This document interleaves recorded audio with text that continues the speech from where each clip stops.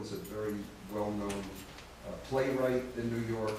And she writes plays herself, and she performs in New York. She's performed all over the East.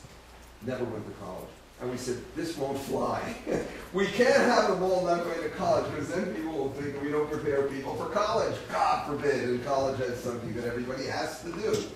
So we reconfigured it to have two people who went to college and who did well anyway.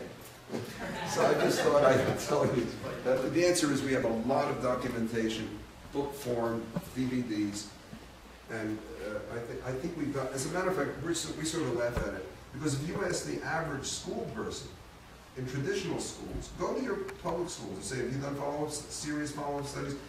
I'm unaware of any literature of follow-up studies of private schools, progressive schools, or traditional schools. High schools and elementary schools, middle schools and high schools. They don't exist. So we've got a lot of them. Go figure. If you have to measure, you failed. Now that sounds outrageous, isn't it? But it's literally true. Do you know football? Are you familiar with the game of football? Football, yes. When do they have to measure whether or not they've reached the 3 downs? When do they have to measure? When it's very close. No, when they're in doubt. When in doubt. If they're not in doubt, they don't have to measure. And that should be equally true in life. You notice he didn't cite a single number in answering your question. I was looking for the numbers. It was all qualitative. Yeah. If you have to measure, you have failed. And that's one of the hardest lessons, particularly in corporate life. Yeah. People to say to me, how the hell do you know that Anheuser-Busch benefited from all the stuff he did? Because we didn't have to ask the question. The very fact that the question is asked indicates that you're not aware of what's going on. I don't mean you personally. Yeah.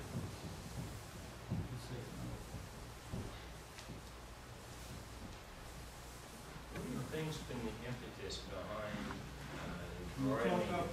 What do you think's been the impetus behind broadening of the definition of a disability? The impetus behind it, that's very simple. The impetus behind it is the, I have to back up on that. It's hard science run amok. Okay, it's hard science run amok. As the 19th century became the 20th century, people got the idea that in order for something to have legitimacy, it has to have the same quantitative measurability as physics has, or astronomy has. And so every other field started looking for ways to present themselves as strictly measurable in the same way that physics is. And that spread into biology. It soon spread into the social sciences, psychology, sociology, and so forth. And yes, there are certain things you could do statistical studies on and measure. But the heart of most of these other fields is not in the precise measurements, and yet the parade marches on.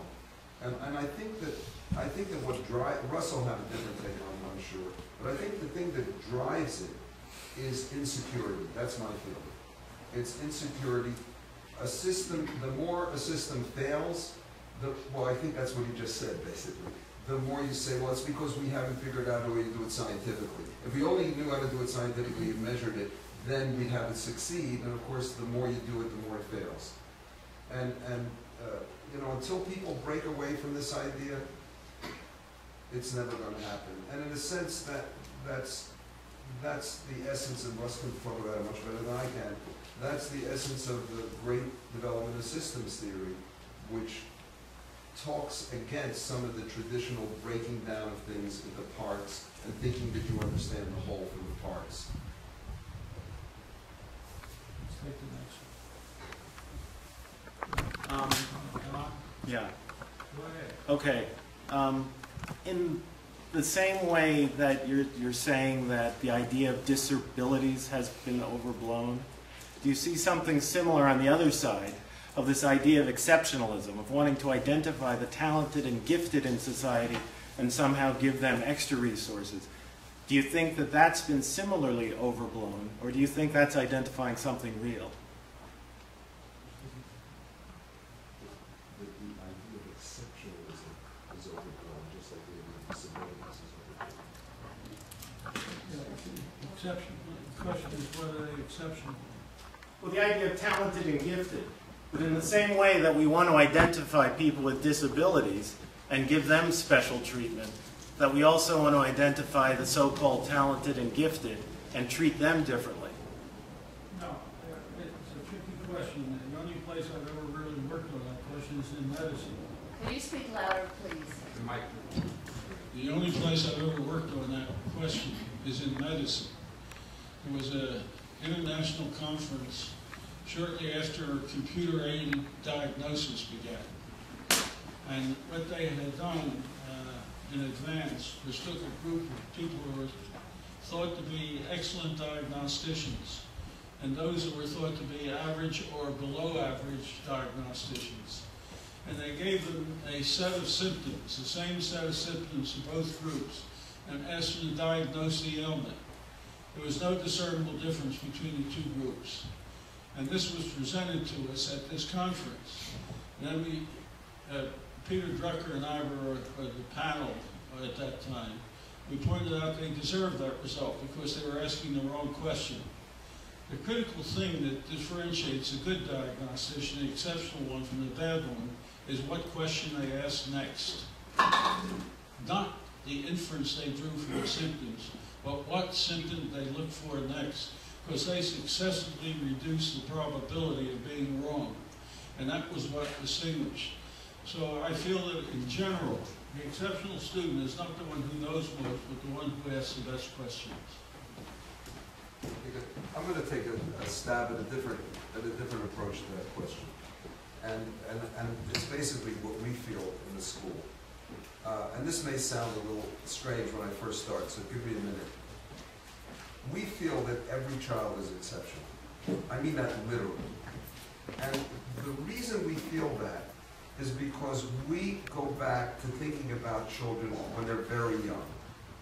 And if you look at children when they're, and pardon me, but I'm not talking about children born with a real serious physical disability, you know, with identified neurological damage. There are some of those who are not talking about that. If you look at children when they're very young, when they're born, when they're toddlers, you can really hardly ever distinguish anything among them. They're all curious, bright, they're learning things 24 hours a day. And they're learning them, whatever it is, they're learning them at a terrific pace.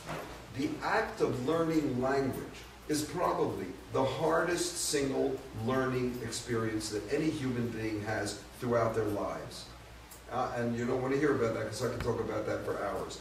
But learning language is unbelievably challenging, and anybody here can realize that if you just realize that you've got to convert noise, which is all the children hear initially, into meaningful symbols that are associated with meaningful experiences. And that linkage is, the complexity of that linkage is unbelievable. They all master it. They all master how to walk or crawl. I mean, to me, the act of crawling is one of the most amazing things that has ever existed. You've got to coordinate 4 limbs, not one of which you know how to control. And nothing is more delightful than watching a kid learn how to crawl, because they all do it, you know, they learn from trial and error. They flop over instead of going forward, they move backwards instead of going forward. It's hilarious, but they persist. All children are exceptional. They're all capable of extremely complex levels of learning what they're passionate about. And what we do is we take kids at a very young age and we start stomping on their curiosity and their intelligence, right? And we create out of them classes of people that we identify because they're doing the things we want them to do. We say, you're gifted. And another kid who's doing something that we don't attach value to at that moment, we say, this kid is not gifted. And I can tell you from our experience, people walk into our school, and it really is funny because they don't know what to make of our school. On the one hand, they say, well, here's a school where you don't have courses, you don't have curricula, you don't have requirements. It must be a school for people who have failed in other